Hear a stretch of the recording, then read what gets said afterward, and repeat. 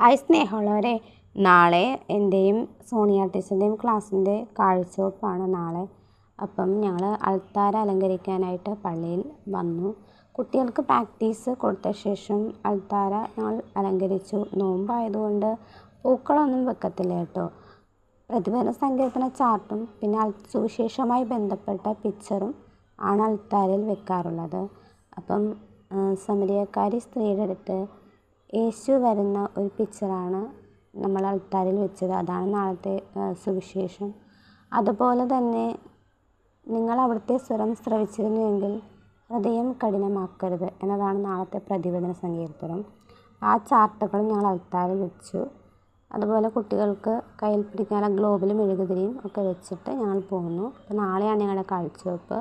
അതിൻ്റെ വീഡിയോ ഞാൻ ഇട്ടേക്കാം. വയലറ്റാണ് എല്ലാവരും ധരിക്കുന്നത് കേട്ടോ. അപ്പോൾ എല്ലാവർക്കും good night. God bless you.